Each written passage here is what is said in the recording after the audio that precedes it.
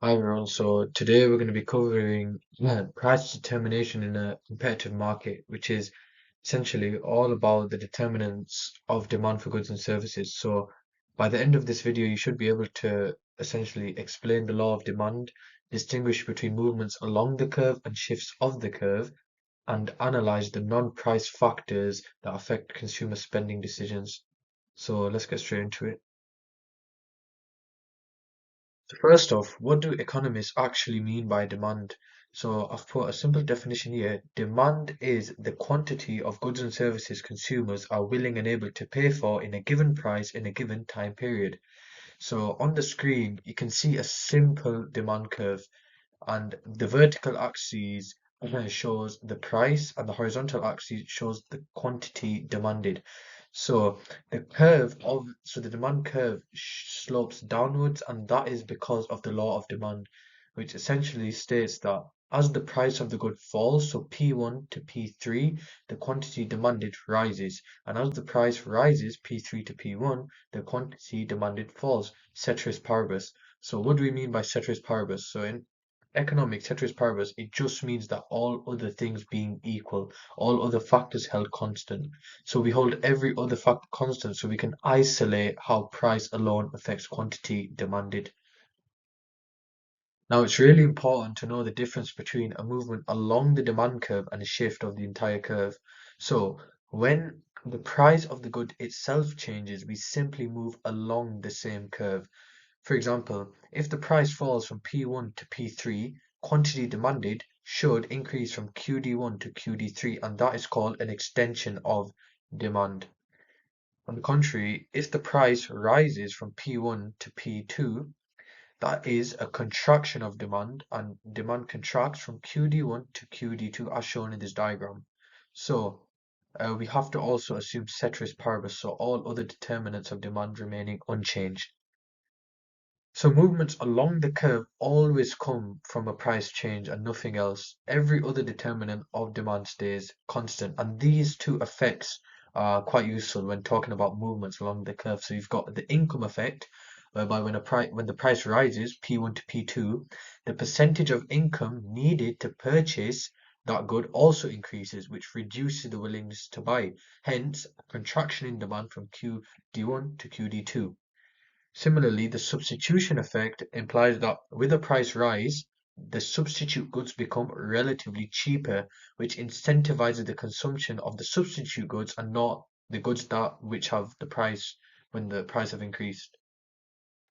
So a shift in the demand curve happens when demand changes at every price level. So if something other than price changes, like income, population, or tastes, the whole demand curve moves inwards or outwards.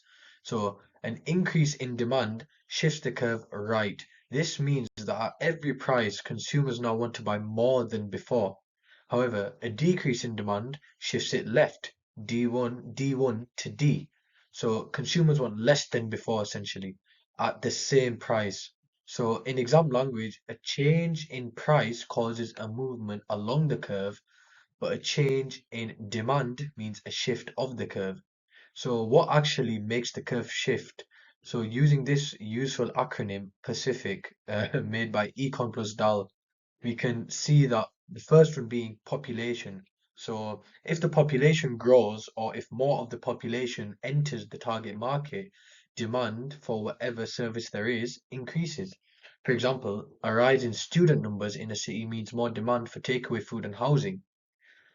The second one being advertising. So a successful advertising campaign on a specific good, which gives it positive promotion and a good brand image, would mean that it counts as a non-price factor and demand for that good would shift outwards based on the consumer perception. The third thing being the price of substitutes. So substitutes goods are like alternatives such as Coke and Pepsi. So if the price of Pepsi rises, more people can switch to Coke. So Coke's demand curve also shifts right.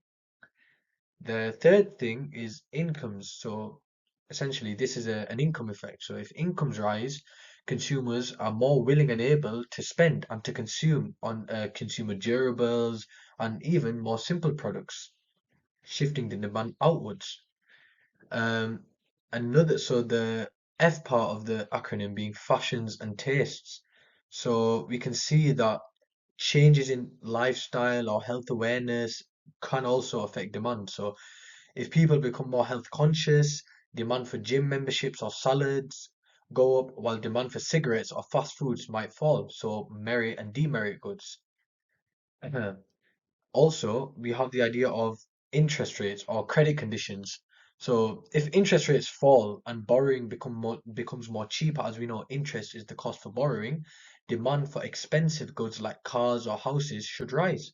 So if people expect prices to rise in the future, they might buy now rather than later, increasing current demand. Ahem.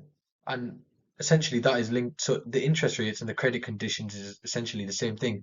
But in an exam, you should always pick one or two factors and then apply them to a real world market or the context in which you're given to get your application marks. You do not have to state every one of these in your analysis. Maybe one or two is enough. So the spec also highlights that consumer decisions aren't purely rational, and as you must have watched my video on behavioral economics, so we know that decisions can be influenced by social and emotional factors, so ideas drawn from behavioral economics. So here's some examples that I've put here. So advertising and branding, so they create loyalty, perceived quality, and status. So firms can build emotional attachments to products. So like think about Nike or Apple. People pay more because of the status and brand image of these phones. Secondly, I've put here peer pressure or even herd behavior. So if everyone in your friendship group, let's say, has a certain app or trainer, you're more likely to demand it too. And this is also linked into habitual behavior, which is essentially consumers often buy the same coffee, let's say, every morning, or the same shampoo without thinking about the price changes. So habits make demand less responsive, and it's also a determinant of the price elasticity of demand, which I'm going to go over in my next video. Also, framing and perception. So let's say a product is advertised at 90% fat free. That sounds more appealing than something that says 10% fat, even though they're identical. And that is known as the framing effect. So how choices are presented affects demand.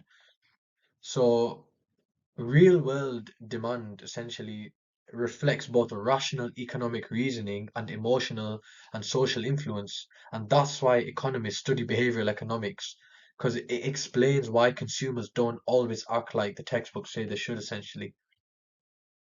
So let's finish with a short exam style question here. So explain one factor other than the price that could cause an increase in demand for gym memberships. So a top band 4 answer could look like this. So one factor is a rise in consumers' real incomes. Gym memberships are likely to be a normal good, so as incomes increase, consumers have more disposable income and are more willing and able to spend on fitness services. This causes a rightward shift of the demand curve for gym memberships, meaning that at each given price, more memberships are demanded than before, leading to a higher equilibrium quantity traded in the gym membership market. So this structure here is essentially what you should be following in your any of your analyze or explain questions in the exams. So you've defined the factor, a rise in consumer real incomes. You've linked it to the curve, as I've put here with the arrows, and you've described the effect, which is a higher equilibrium quantity and usually price. So, in retrospect, this from this video, essentially you should be able to label a demand diagram correctly, explain what causes movements and shifts, and apply at least one non-price factor with a real-world example. Here we've used gym memberships. So in the next video, we're going to cover price, income, and cross elasticities of demand, where essentially we measure how sensitive demand is to changes in prices and income. Thanks for watching.